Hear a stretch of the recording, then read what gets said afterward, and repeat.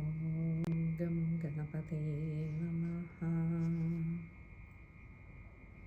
ഓം some സരസ്വത്യൈ നമഃ.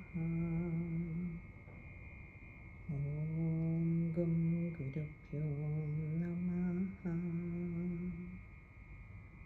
ഓം ശ്രീ മഹാദേവ്യൈ നമഃ.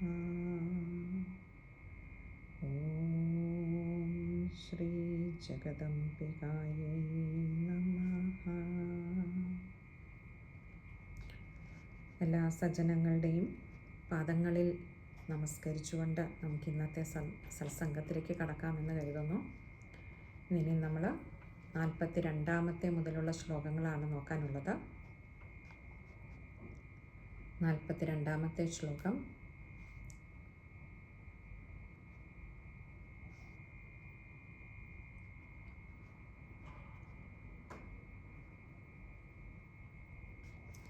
പഞ്ചാശദ്ഭിശ്ച നിയുതൈരസിലോമാ മഹാസുരഃ അയുതാനാം ശതൈഃ ഷഡ്ഭിർഭാഷ്കളോ യുയുധേരണേ.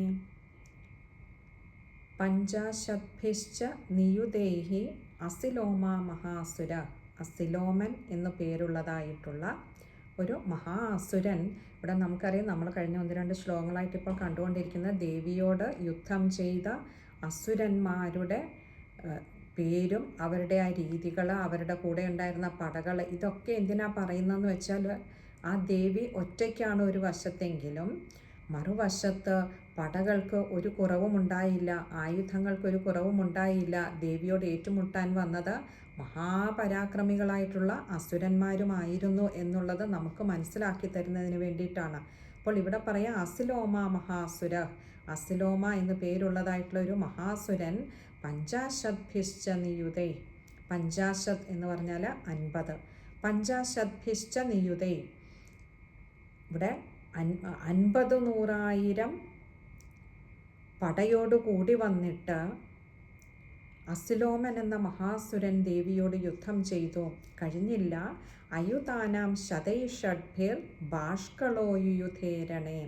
ഭാഷ്കളൻ എന്ന് പറയുന്ന അസുരൻ യുയുധേരണേ യുദ്ധം ചെയ്തു.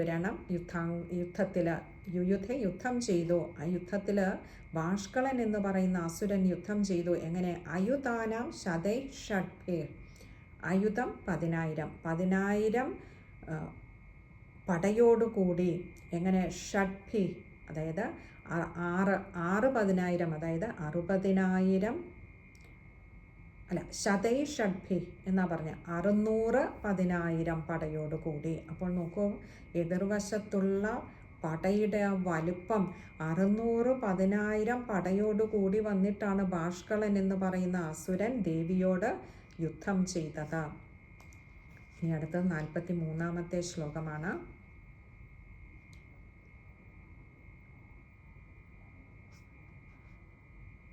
ഗജവാജി സഹസ്രൗഖൈരനേകൈരുഗ്രദർശനഃ വൃതോ രഥാനാം കോട്യാ ച യുദ്ധേ തസ്മിന്നയുധ്യത. ഗജവാജി സഹസ്രൗഖൈ. ഗജം ആന, വാജി കുതിര. സഹസ്രൗഖൈ, സഹസ്ര ഓഖമാണ് സഹസ്രൗഖൈ. അനേകൈർ ഉഗ്രദർശനഃ. ഉഗ്രദർശനൻ എന്നു പേരുള്ളതായിട്ടുള്ള ഒരു അസുരനാകട്ടെ അനേകൈ സഹസ്ര ഔഖൈ, അനേക 1000 കൂട്ടം. എന്തിൻ്റെ?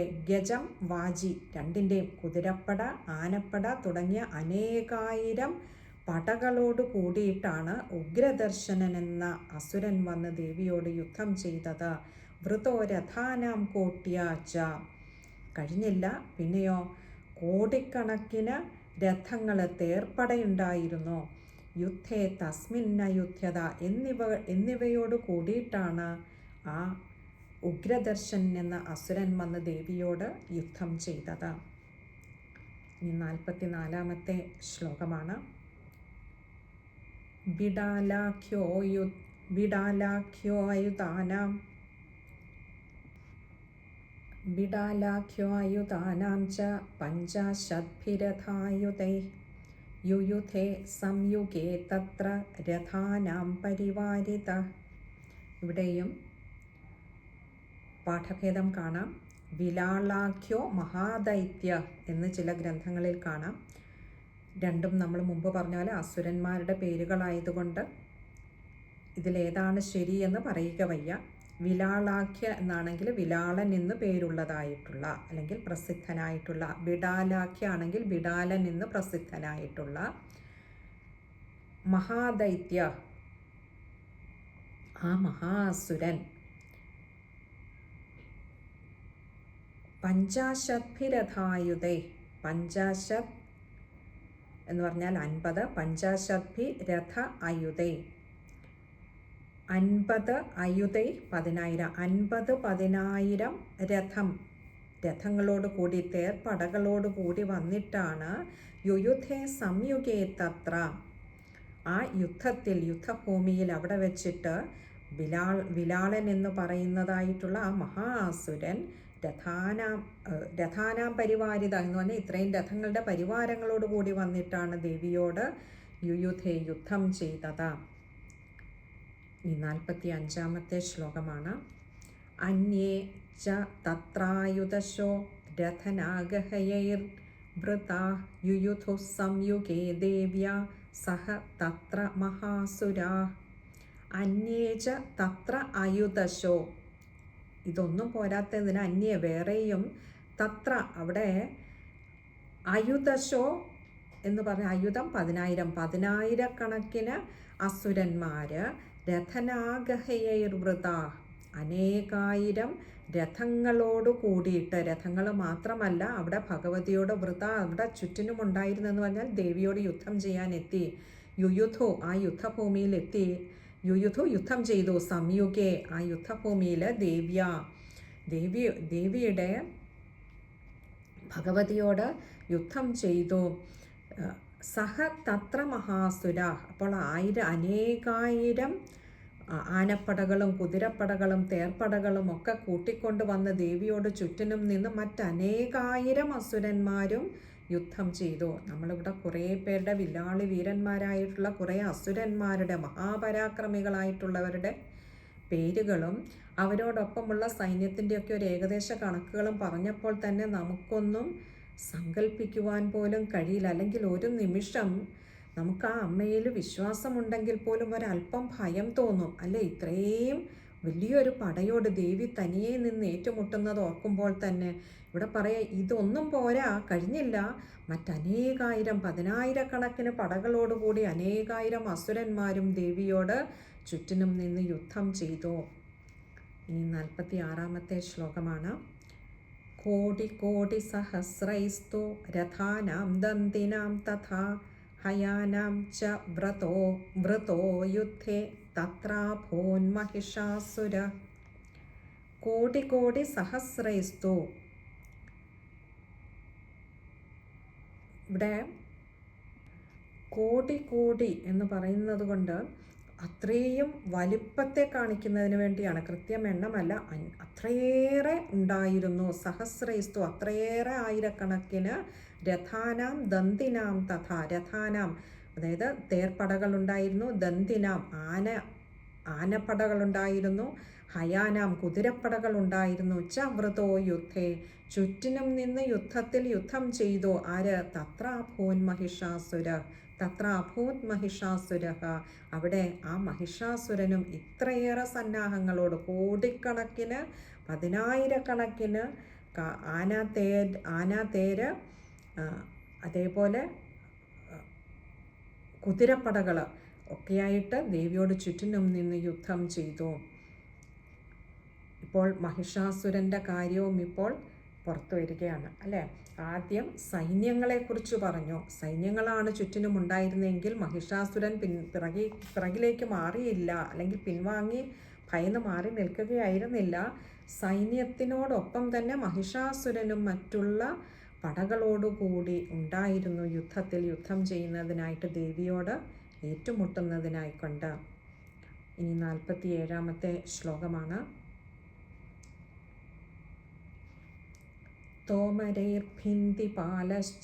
ഭിന്ദിപാലൈശ്ച ശക്തിഭിർമുസലൈരപി യുയുധുഃ സംയുഗേ ദേവ്യാ ഖഡ്ഗൈഃ പരശുപട്ടിസൈഃ. ഇനിയും ഇതുകൊണ്ടൊന്നും നിന്നില്ല, കഴിഞ്ഞില്ല അസുരന്മാരുടെ പരാക്രമ ലീലകൾ. തോമരൈർ ഭിണ്ടിപാലൈശ്ച, തോമരം അത് ഒരു തരം ആയുധമാണ്. ഭിണ്ടിപാലം, അതേപോലെ ശക്തിഭി, ശക്തി എന്ന് പറഞ്ഞാൽ വേലാണ് ഇത്, വേല്. പിന്നെ മുസലൈരവി, മുസലം എന്ന് പറഞ്ഞാൽ ഇരുമ്പുലക്ക. അതുകൊണ്ടൊക്കെ യുയുധു സംയുഗേ ദേവ്യ, യുയുധു യുദ്ധം ചെയ്തു, സംയുഗേ യുദ്ധഭൂമിയിൽ ദേവിയോട് ഖഡ്ഗൈ പരശുപട്ടിശൈ. പിന്നെയോ ഖഡ്ഗങ്ങൾ, പരശു എന്ന് പറഞ്ഞാൽ കലപ്പയാണ്, ഖഡ്ഗം വാള്. അങ്ങനെ പരശു പട്ടിശം എന്ന് പറയുന്ന പലതരത്തിലുള്ള ആയുധങ്ങൾ കൊണ്ട് ദേവിയോട് മറ്റു പല അസുരന്മാരും ഇവരോട് കൂടിയിട്ട് യുദ്ധം ചെയ്തു. ഇനി 48-ാമത്തെ ശ്ലോകമാണ്. കേചിച്ച ചിക്ഷുപുഃ ശക്തി കേചിത് പാശാംസ്തഥാ പരേ ദേവീം ഖഡ്ഗപ്രഹാരൈശ്ച തേ താം ഹന്തും പ്രചക്രമുഃ. കേചിച്ച ചിക്ഷുപുഃ ശക്തി, കേചിത് ച ചിലരാകട്ടെ, അവരും മറ്റു ചിലരും കൂടിയിട്ടുണ്ട്. ചിക്ഷിപുഃ ശക്തി, ശക്തി എന്ന ആയുധത്തെ പ്രയോഗിച്ചുകൊണ്ട്. വേറെ ചിലർ കേചിത് പാശാംസ്തഥാപരെ, മറ്റു ചിലർ പാശം കയറ് ആയുധമായിട്ട് പ്രയോഗിച്ചുകൊണ്ടും. തഥ അപരെ മറ്റു ചിലരാകട്ടെ ദേവീം ഖഡ്ഗപ്രഹാരൈശ്ച, മറ്റു ചിലർ വാളുകളുടെ പ്രഹരം കൊണ്ടും, അതായത് ദേവിയെ വാളുപയോഗിച്ച് ആക്രമിക്കുവാനായിട്ടും. തേ താം ഹന്തും പ്രചക്രമു, അങ്ങനെ തേ താം ഹന്തും, അവരൊക്കെ അവർ താം ആ ദേവിയെ ഹന്തും വധിക്കുന്നതിനായിട്ട് പ്രചക്രമു എന്ന് പറഞ്ഞാൽ അതിന് ശ്രമിച്ചു. അപ്പോൾ അസുരന്മാരൊക്കെ പലതരത്തിലാണ് ചുറ്റോട് ചുറ്റും നിന്ന് കോടിക്കണക്കിന് അസുര സൈന്യങ്ങൾ പലതരത്തിലുള്ള ആയുധങ്ങൾ കൊണ്ട് ദേവിയെ ആക്രമിച്ചത്. ഇനി 49-ാമത്തെ ശ്ലോകമാണ്. സാപി ദേവി തതസ്ഥാനി ശസ്ത്രാണ്യസ്ത്രാണി ചണ്ഡിക ലീലയൈവ പ്രചിച്ഛേദ നിജ ശസ്ത്രാസ്ത്രവർഷിണി. സാപി ദേവി തതസ്ഥാനി, സാ അപി ആ ദേവിയാകട്ടെ, തതസ്ഥാനി ശസ്ത്രാണ്യസ്ത്രാണി ചണ്ഡിക, ഈ അസുരന്മാരൊക്കെ പ്രയോഗിക്കുന്ന ആയുധങ്ങളെയും അസ്ത്രങ്ങളെയും ഒക്കെ ചണ്ഡികാദേവി എന്താ ചെയ്ത? ലീലയൈവ പ്രചിച്ഛേദ, ലീലയ ഏവ, തൻ്റെ വെറുമൊരു ലീലയെന്നോണം. അമ്മയെ സംബന്ധിച്ചിടത്തോളം അമ്മയ്ക്കിതൊന്നും ഒരു ബുദ്ധിമുട്ടോ അല്ലെങ്കിൽ ഒരു പ്രതിസന്ധിയോ അല്ല. അമ്മ ഇവരൊക്കെ ഈ ആയുധം പ്രയോഗിക്കുമ്പോൾ ലീലയ ഏവ, ഒരു കളിയെന്നോണം പ്രചിച്ഛേദ, അതിനെയൊക്കെ നശിപ്പിച്ചു. നിജ ശസ്ത്രാസ്ത്രവർഷിണി, അവരൊക്കെ പ്രയോഗിക്കുന്ന ശസ്ത്രങ്ങൾ അസ്ത്രങ്ങൾ ഇവയൊക്കെയും, കാരണം അമ്മയുടെ അവതാരോദ്ദേശ്യം തന്നെ ഈ ദുഷ്ടനിഗ്രഹമായതുകൊണ്ട് അമ്മയെ സംബന്ധിച്ചിടത്തോളം ഇവരൊക്കെ പ്രയോഗിക്കുന്ന ഈ അസ്ത്രങ്ങളും ശസ്ത്രങ്ങളുമൊക്കെ ഇല്ലാതെയാക്കുക എന്ന് പറയുന്നത്, ഇവരെ തന്നെ ഇല്ലാതെയാക്കുവാനായി പുറപ്പെട്ട അമ്മയ്ക്ക് ഇവർ പ്രയോഗിക്കുന്ന ഈ ചെറിയ ഇവരുടെ കാഴ്ചപ്പാടിൽ വലിയ അസ്ത്രങ്ങളും ശസ്ത്രങ്ങളുമാണെങ്കിലും അമ്മയ്ക്ക് അതൊക്കെ വളരെ തുച്ഛമായതുകൊണ്ട് തന്നെ അമ്മ അതൊക്കെ ഒരു ലീല എന്നോണം, ഒരു കളി എന്നോണം അതൊക്കെ നശിപ്പിച്ചു. നമ്മൾ ചെറിയ കുട്ടികളെ അമ്മമാരെന്തെങ്കിലും വഴക്ക് പറഞ്ഞാൽ കുട്ടികൾ കോപിഷ്ഠരായിട്ട് വന്നിട്ട്, പണ്ടൊക്കെ നമുക്ക് നാട്ടിൻപുറത്ത് കാണാൻ കഴിയുന്ന ഒരു കാഴ്ചയായിരുന്നു, ചൂലിൻ്റെ ഈർക്കിൽ അല്ലെങ്കിൽ ചെറിയൊരു ഓലക്കാലൊക്കെ എടുത്തിട്ട് വന്നിട്ട് അമ്മയെ അടിക്കാൻ നോക്കുന്ന കുഞ്ഞുങ്ങൾ. അമ്മയ്ക്ക് അത് കാണുന്നതും ഒരു രസം. അമ്മ എന്താ ചെയ്യുക? കുഞ്ഞുങ്ങളുടെ കയ്യിൽ നിന്ന് ആ ഈർക്കിൽ അങ്ങോട്ട് പിടിച്ച് വാങ്ങിച്ച് കുത്തി ഓടിച്ച് കളയും, അല്ലേ? അതായത് ഒരമ്മയുടെ മുൻപിൽ ഒരു കൊച്ചു കുഞ്ഞ് എത്രമാത്രം ചെറുതാണോ അതേസമയം അമ്മയ്ക്കുള്ളതാകട്ടെ ഒരു വാത്സല്യമാണ് ആ കുഞ്ഞിനോടുള്ളത്. ഇവിടെ അമ്മയ്ക്കും ഭക്തവത്സലയായിട്ടുള്ള അമ്മയ്ക്കും ഈ അസുരന്മാരെയൊക്കെ നിഗ്രഹിക്കുക എന്ന് പറഞ്ഞാൽ ഇവരുടെ ഈ ഒരു ആസുരികമായ ശക്തിയെ ഇല്ലാതെയാക്കുവാൻ തന്നെ പുറപ്പെട്ടിരിക്കുന്ന അമ്മയ്ക്ക് ഈ കുഞ്ഞു കുഞ്ഞു ആയുധങ്ങളൊക്കെ വെറും നിഷ്പ്രഭമായിരുന്നു. ഇനി അടുത്തത് 50-ാമത്തെ ശ്ലോകമാണ്. അനായാസ്താനനാദേവി സ്തൂയമാനാസുരർഷിഭിഃ മുമോചാസുരദേഹേഷു ശസ്ത്രാണ്യസ്ത്രാണി ചേശ്വരീ. അനായാസ ആനനാദേവി, ദേവി ഇതൊക്കെ നിഗ്രഹിക്കുമ്പോൾ ദേവി വല്ലാതെ പ്രയത്നിച്ചൊന്നും അല്ല ചെയ്യുന്നത്. വളരെ ഒരു കളിയെന്നോണം ലീലയാ ഏവ എന്ന് മുൻപത്തെ ശ്ലോകത്തിൽ പറഞ്ഞതുകൊണ്ട് പറയുകയാണ്. അനായാസ ആനനാദേവി, അതുകൊണ്ട് തന്നെ ദേവിയുടെ മുഖാരവിന്ദത്തിൽ, ആനനം എന്ന് പറഞ്ഞാൽ മുഖം, മുഖാരവിന്ദത്തിലാകട്ടെ യാതൊരു ക്ഷീണവും തോന്നിയില്ല. അനായാസമായിരുന്നു ദേവി ചെയ്യുന്നതൊക്കെ. സ്തൂയമാനാസുരർഷിഭി, അതുകൊണ്ട് തന്നെ ദേവന്മാരും മുനിമാരുമൊക്കെ അങ്ങനെ സുരർഷി എന്ന് പറഞ്ഞാൽ ദേവർഷിമാർ, സ്തൂയമാന സുരന്മാർ, ഋഷിഭി സുരന്മാർ, ദേവന്മാരും ഋഷിമാരും മുനിമാരുമൊക്കെ അങ്ങനെ സ്തുതിച്ചുകൊണ്ടിരുന്നു. മുമോചാസുരദേഹേഷു ശസ്ത്രാണ്യസ്ത്രാണി ചേശ്വരി. മുമോച അസുരദേഹേഷു, ഈ അസുരന്മാരുടെ ദേഹങ്ങളിൽ നിന്നും ശസ്ത്രാണ്യസ്ത്രാണി ചേശ്വരി, ശസ്ത്രങ്ങളും അസ്ത്രങ്ങളുമൊക്കെ ഈ ദേവിയുടെ നേരെ മുമോച പ്രയോഗിച്ചുകൊണ്ടേയിരിക്കുന്നു. ദേവിക്കാകട്ടെ അതൊക്കെ ഒരു ലീലയെന്നോണം നശിപ്പിച്ചുകൊണ്ടും ഇരിക്കുന്നു. ദേവിക്ക് ഇതിൽ യാതൊരു പ്രയത്നവും കാര്യമായിട്ടില്ലാത്തത് കൊണ്ട് തന്നെ ദേവിക്ക് യാതൊരു ക്ഷീണവും മുഖത്തില്ല. ഇത് കണ്ട് അമ്മയുടെ സ്വതസിദ്ധമായ പുഞ്ചിരിക്കുന്ന മുഖത്തോടു കൂടി നിൽക്കുന്ന ആ അമ്മയെ കണ്ടിട്ട്, ചണ്ഡികാദേവിയെ കണ്ടിട്ട് അസുരന്മാരും ദേവന്മാർ, സുരന്മാരും ഋഷിമാരുമൊക്കെ നന്നായി സ്തുതിച്ചു. ഇനി 51-ാമത്തെ ശ്ലോകമാണ്. സോപി ക്രുദ്ധോദ്ധതസടോ ദേവ്യാ വാഹനകേസരി ചചാരാസുര സൈന്യേഷു വനേഷ്വിവ ഹുതാശന.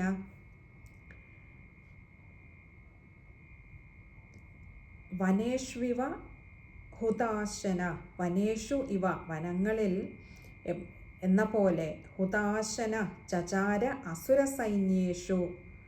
ഇവിടെ പറയുകയാണ്, അതായത് വനേഷ്വിവ ഹുതാശനഃ എന്ന് പറഞ്ഞാൽ വനങ്ങളിലൊക്കെ ഈ കാട്ടുതീയൊക്കെ പിടിച്ചു കഴിഞ്ഞാൽ എപ്രകാരമാണോ അതിനെ സർവവും പെട്ടെന്ന് തന്നെ ഇല്ലാതെയാവുന്ന, സർവ്വതിനെയും ദഹിപ്പിക്കുന്നത്, അപ്രകാരം ദേവ്യാ വാഹനകേസരി, ദേവിയുടെ വാഹനമായിട്ടുള്ള ആ സിംഹം, സോപി ക്രുദ്ധോദ്ധതസടഃ, തൻ്റെ ആ ഒരു സടയൊക്കെ അങ്ങോട്ട് കുടഞ്ഞെഴുന്നേറ്റു. എന്തുകൊണ്ട്? ക്രോധം കൊണ്ട്. കാരണം തൻ്റെ മുകളിലിരിക്കുന്ന ആദിപരാശക്തി ദേവിയെ, ചണ്ഡികാദേവിയെ അസുരന്മാർ ആക്രമിക്കുന്ന കണ്ടപ്പോൾ ആ സിംഹത്തിന്, അമ്മയുടെ വാഹനമായിട്ടുള്ള സിംഹത്തിന് സടകുടഞ്ഞങ്ങോട്ട് എഴുന്നേറ്റു കോപം കൊണ്ട്. ക്രുദ്ധ ഉദ്ധത സട എന്നാ പറഞ്ഞ, ക്രോധം കൊണ്ട് സടകുടഞ്ഞെഴുന്നേറ്റിട്ട് ചചാര അസുര സൈന്യേഷു, ആ അസുര സൈന്യങ്ങളുടെ ഇടയിൽ, ക്രോധം കൊണ്ട് സടകുടഞ്ഞെഴുന്നേറ്റ സിംഹം, ചചാര എന്ന് പറഞ്ഞാൽ അങ്ങോട്ട് ഓടി നടന്ന് അസുരന്മാരെയൊക്കെ പിടിച്ചു തിന്നുവാൻ തുടങ്ങി. ഒരു വനത്തിൽ, കാട്ടുതീയിൽ ആ പ്രദേശം ഒന്നാകെ എത്ര ലാഘവത്തോടു കൂടി നശിക്കുമോ അതുപോലെ ദേവിയുടെ വാഹനമായിട്ടുള്ള സിംഹം ദേവിയുടെ നേരെ അസുരന്മാരെ ശസ്ത്രങ്ങളും അസ്ത്രങ്ങളും പ്രയോഗിക്കുന്നത് കണ്ട് ക്രോധം കൊണ്ട് തൻ്റെ സടകുടഞ്ഞങ്ങോട്ട് എഴുന്നേറ്റിട്ട് ചുറ്റോട് ചുറ്റും ഓടി നടന്ന അസുരന്മാരെയൊക്കെ പിടിച്ചു തിന്നുവാൻ തുടങ്ങി.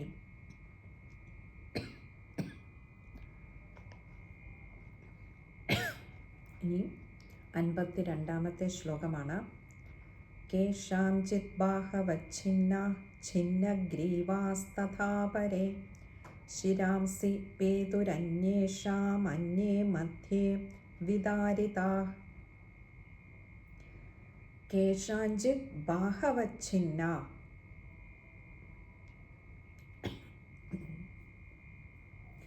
ദേവിയുടെ ഒറ്റയൊരു ശരം കൊണ്ട് തന്നെ ബാഹവ ഛിന്ന, അനേകം അസുരന്മാരുടെ ബാഹുക്കൾ എന്ന് പറഞ്ഞാൽ കൈകൾ ഛേദിച്ചു പോയി. ദേവി ഒരൊറ്റ അസ്ത്രമേ പ്രയോഗിക്കേണ്ടിയിരുന്നുള്ളൂ, അനേകം അസുരന്മാരുടെ കൈകൾ ഛേദിച്ചു പോയി. ഛിന്നഗ്രീവാസ്തഥാപരെ, തഥാ അപരെ, മറ്റു ചിലരുടെ ആകട്ടെ ദേവിയുടെ വേറൊരമ്പ് അങ്ങോട്ട് പ്രയോഗിച്ചപ്പോൾ ഗ്രീവ, കഴുത്ത് തെറിച്ചുപോയി. ശിരാംസി പേതുരന്യേഷാം, മറ്റു ചിലർക്കാവട്ടെ മറ്റൊരു അസ്ത്രം കൊണ്ട് ചിലരുടെ തലകളും, അതുപോലെ ഒരമ്പ് കൊണ്ട് ചിലരുടെ അന്വേഷാം അന്യേ മധ്യേവിതാരിത, മധ്യഭാഗവും മധ്യപ്രദേശവും ഛേദിച്ചു. ഇങ്ങനെ ദേവി പല തരത്തിലുള്ള ദേവിയുടെ പ്രഭാവം യുദ്ധഭൂമിയിൽ കാണിച്ചു തുടങ്ങി. ദേവിയുടെ ആ ഒരു വൈഭവമാണ് ഈ ഒരു ശ്ലോകത്തിൽ, അല്ലേ? ഒരു ശ്ലോകം കൊണ്ട് അനേകം അസുരന്മാരുടെ കൈകൾ ഛേദിച്ചു. ഒരു അസ്ത്രം കൊണ്ട് അനേകം അസുരന്മാരുടെ കൈകൾ ഛേദിച്ചു. മറ്റൊരസ്ത്രം പ്രയോഗിച്ചപ്പോൾ അനേകം പേരുടെ കഴുത്ത് തെറിച്ചുപോയി. മറ്റൊരസ്ത്രം കൊണ്ട് അനേകം അസുരന്മാരുടെ ശിരസ് ഛേദിച്ചു. പിന്നെ ഒരസ്ത്രം കൊണ്ട് അനേകം അസുരന്മാരുടെ മധ്യഭാഗം തന്നെ അറ്റുവീണു. ഇങ്ങനെ ദേവി ആ യുദ്ധഭൂമിയിൽ ദേവിയുടെ പ്രഭാവം അറിയിച്ചു തുടങ്ങിയിരിക്കുന്നു. ഇനി 53-ാമത്തെ ശ്ലോകമാണ്. വിച്ഛിന്ന ജംഘാസ്ത്വപരേ പേതുരുർവ്യാം മഹാസുര ഏകബാഹു അക്ഷിചരണാ കേചിത് ദേവ്യാദ്വിധാകൃതാ. ഇനി വിച്ഛിന്ന ജംഘാസ്തു അപരേ, വിച്ഛിന്ന ഛേദിച്ചു, ജംഘ തു അപരേ, ചിലരുടെ ആകട്ടെ ജംഘ എന്ന് പറഞ്ഞാൽ കണങ്കാലൊക്കെ മുറിഞ്ഞ്, ചിലരുടെ അപരേ എന്ന് പറഞ്ഞാൽ മറ്റു ചിലരുടെ കണങ്കാലുകൾ ഛേദിക്കപ്പെട്ടു. പേതുരുർവ്യാം മഹാസുരഹ, അങ്ങനെ മുറിഞ്ഞ് ഉർവ്യാം, ഈ ഉർവിയിൽ, ഈ ഭൂമിയിൽ പല അസുരന്മാരും പതിച്ചു. ഏകബാഹു അക്ഷിചരണ, ഏകബാഹു അക്ഷിചരണ, ഒരു കയ്യ്, ബാഹു എന്ന് പറഞ്ഞാൽ കയ്യ്, അക്ഷി എന്ന് പറഞ്ഞാൽ ഒരു കണ്ണ്, ചരണം എന്ന് പറഞ്ഞാൽ ഒരു കാല്. അപ്പോൾ എന്നിങ്ങനെ രണ്ടു വീതമുള്ളതിലൊക്കെ പലരുടെയും ഓരോന്ന് മുറിച്ചു കളഞ്ഞു. കേചിത് ദേവ്യാദ്വിധ ആകൃത, അങ്ങനെ ഒന്നു വീതം ദേവി മുറിച്ചു കളഞ്ഞതായിട്ടുള്ള അസുരന്മാരും, ദേവ്യ എന്ന് പറഞ്ഞാൽ ദേവിയാൽ മുറിച്ചു കളഞ്ഞതായിട്ടുള്ള ആ അസുരന്മാരും ആ യുദ്ധഭൂമിയിൽ അങ്ങനെ വീണു. ദ്വിധാകൃത എന്ന് പറഞ്ഞാൽ രണ്ടെണ്ണം വീതമുള്ളവയിൽ പല അസുരന്മാരുടെയും ഒരു കയ്യ്, ഒരു കണ്ണ്, ഒരു കാലൊക്കെ മുറിച്ചു കളഞ്ഞപ്പോൾ അങ്ങനെയും അസുരന്മാർ നിലംപതിച്ചു. ഇനി 54-ാമത്തെ ശ്ലോകമാണ്. ഛിന്നേപി ചാന്യേ ശിരസി പതിതാഃ പുനരുത്ഥിതാഃ കബന്ധായുയുധുർദേവ്യാ ഗൃഹീത പരമായുധാഃ. ഛിന്നേപി ച അന്യേ ശിരസി പതിതാഃ പുനരുത്ഥിതാഃ, ഇങ്ങനെ തലമുറിഞ്ഞ ശിരസി ഛിന്നേ പതിതാഃ, അങ്ങനെ തലമുറിഞ്ഞ് ഭൂമിയിൽ വീണ് കിടന്നിരുന്ന അന്യേ പുനരുത്ഥിത, ചിലരാകട്ടെ വീണ്ടും അവിടെ തല മുറിഞ്ഞു കിടന്ന് അവിടെ കിടന്നിട്ട് കബന്ധായുയുധുർദേവ്യ ഗൃഹീത പരമായുധ, തൻ്റെ കബന്ധങ്ങളൊക്കെ ധരിച്ചുകൊണ്ട് ആയുധങ്ങളൊക്കെ എടുത്ത് ദേവിയോട് വീണ്ടും ആ വീണ് കിടക്കുന്ന ഭൂമിയിൽ കിടന്നുകൊണ്ട് യുദ്ധം ചെയ്തു. നൻഋതു, ഇനി 55-ാമത്തെ ശ്ലോകമാണ്. നൻഋതുശ്ചാപരേ തത്ര യുദ്ധേ തൂര്യലയാശ്രിതാ കബന്ധാശ്ചിന്ന ശിരസ ഖഡ്ഗ ശക്തി ഋഷ്ടിപാണയ. നൻഋതുശ്ച അപരേ തത്ര അവിടെ നൻഋതു ച അപരേ, ചിലരാകട്ടെ തല മുറിഞ്ഞു പോയതുകൊണ്ട് ഈ യുദ്ധേ തൂര്യലയാശ്രിത, ആ യുദ്ധഭൂമിയിലും മുഴങ്ങിക്കൊണ്ടിരുന്ന ഭൂതഗണങ്ങളുടെ ആ ഒരു മൃദംഗാദി താളത്തിനൊത്ത് നൻഋതു നൃത്തം ചെയ്തു. എങ്ങനെ? കബന്ധാശ്ചിന്ന ശിരസ, അവരുടെ തല മുറിഞ്ഞു പോയിട്ടുണ്ടെങ്കിൽ പോലും, അതുപോലെ തന്നെ ചിലർക്ക് നമ്മൾ പറഞ്ഞിരുന്നു ഇന്ദ്രിയങ്ങൾ പലതും കണ്ണ്, ചെവി, മൂക്ക്, അതേപോലെ തന്നെ കാല്, കൈ, ഇതൊക്കെ ഓരോന്ന് മുറിഞ്ഞു പോയിട്ട് പോലും ഈ ഒരു ഭൂതഗണങ്ങളുടെ താളത്തിനൊത്ത് ആ മൃദംഗാദി വാദ്യങ്ങളൊക്കെ മുഴക്കുന്ന താളത്തിനൊത്ത് അവർ നൃത്തം ചെയ്തു.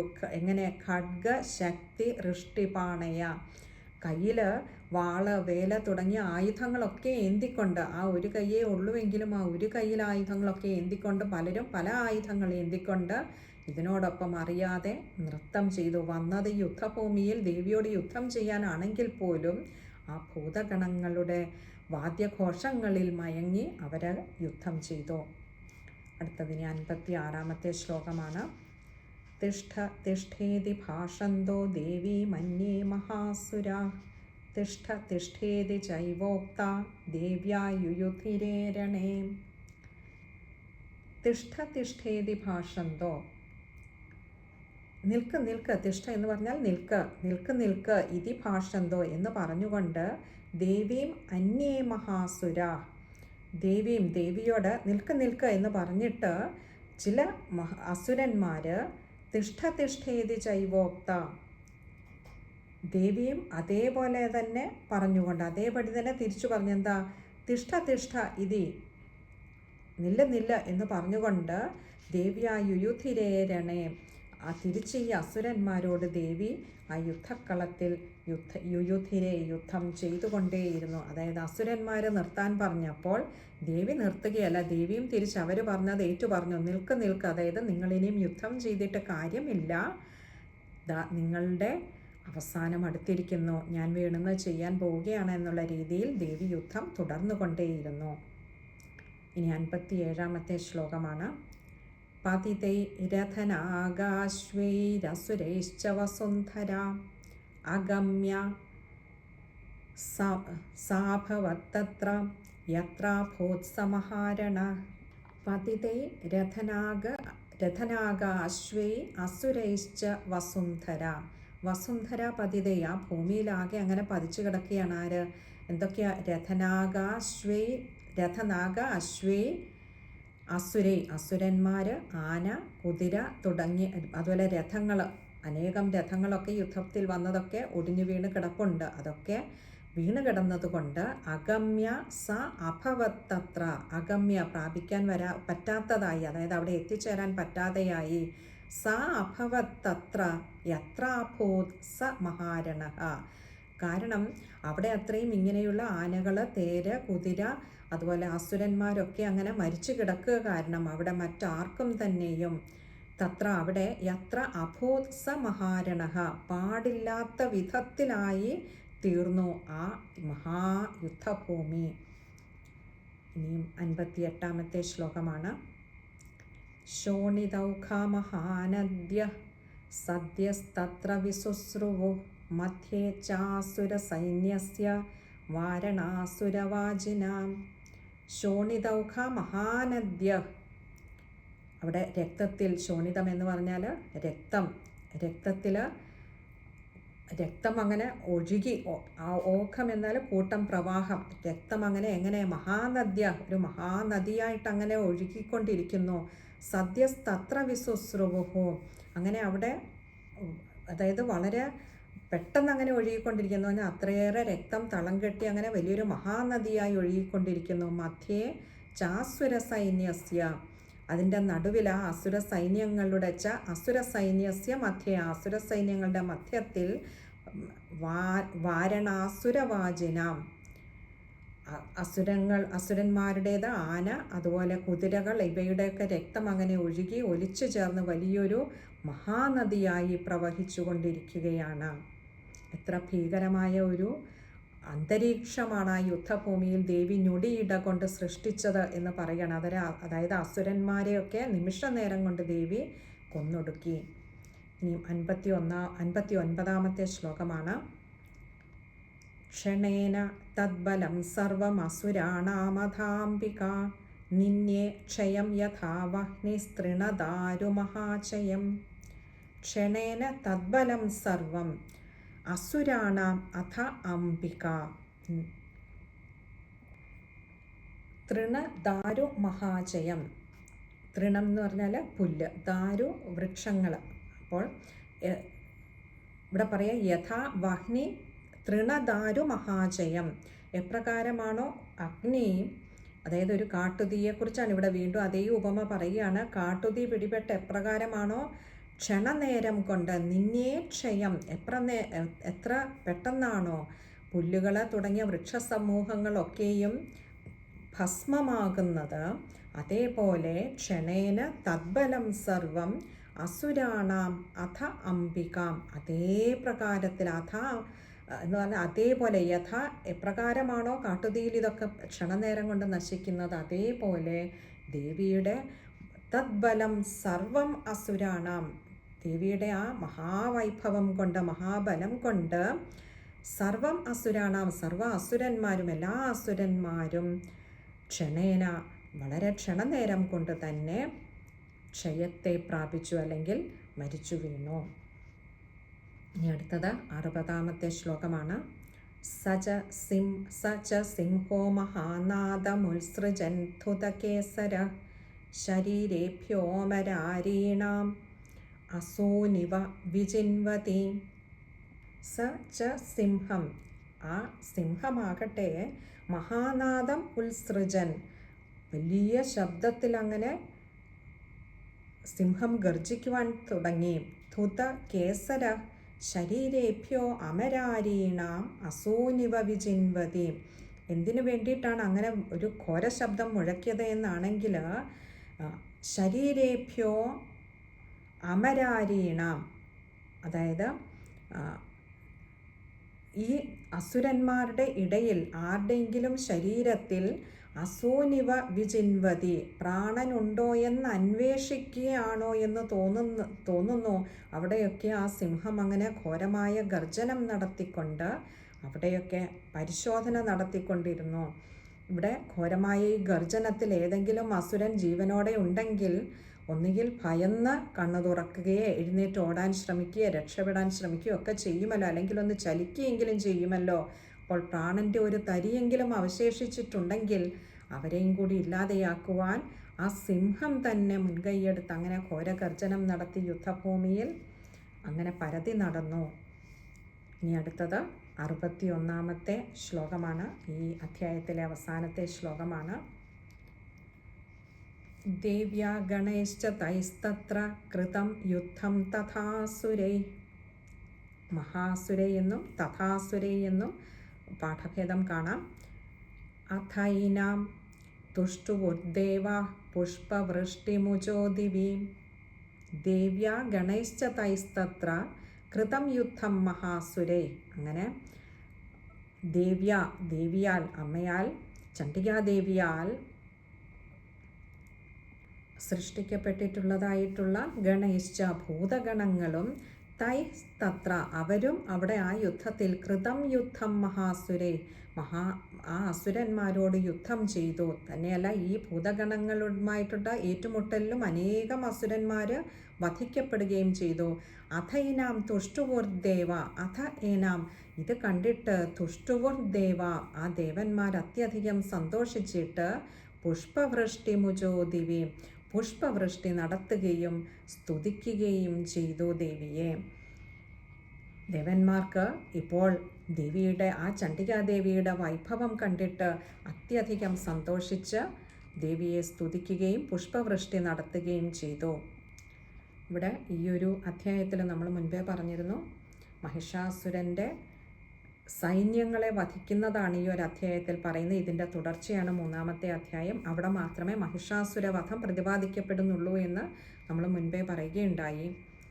ഇന്ന് ഈ അധ്യായം അമ്മയുടെ കൃപ കൊണ്ട് അത് അർത്ഥവിചാരം ചെയ്ത് പൂർത്തിയാക്കി അമ്മയുടെ പാതാരവിന്ദങ്ങളിൽ സമർപ്പിക്കാം. എല്ലാം അമ്മ പറയിപ്പിച്ച വാക്കുകളൊക്കെയും അമ്മയുടെ പാദപത്മങ്ങളിൽ അർച്ചനാപുഷ്പങ്ങളായി സമർപ്പിച്ചു കൊള്ളട്ടെ. 3ാമത്തെ അധ്യായവും അമ്മയുടെ സങ്കല്പം പോലെ, അമ്മയുടെ നിശ്ചയം പോലെ പറയിപ്പിക്കട്ടെ എന്ന് പ്രാർത്ഥിച്ചുകൊണ്ട് സർവത്ര ദേവീ നാമ സങ്കീർത്തനം. ശ്രീ മഹാദേവ്യൈ നമഃ. ഓം ശ്രീ ചാമുണ്ഡായൈ നമഃ. ദേവി അനുഗ്രഹിച്ചാൽ അടുത്ത അധ്യായം നമുക്ക് അടുത്ത സത്സംഗത്തിൽ തുടങ്ങാമെന്ന് കരുതുന്നു. ആദ്യത്തെ ഒരു ശ്ലോകം വായിച്ച് ഇന്നത്തെ സത്സംഗം അമ്മയുടെ പാതാരവിന്ദങ്ങൾ സമർപ്പിക്കാമെന്ന് കരുതുന്നു. തൃതീയോധ്യായഃ മഹിഷാസുരവധ ഋഷിരുവാച നിഹന്യമാനം തത്സൈന്യമവലോക്യ മഹാസുരഃ സേനാനീശ്ചിക്ഷുരഃ കോപാദ്യയൗ യോദ്ധുമഥാംബികാം. സർവത്ര ദേവീ നാമസങ്കീർത്തനം. ശ്രീ മഹാദേവ്യൈ നമഃ. ഓം ശ്രീ ചാമുണ്ഡായൈ നമഃ.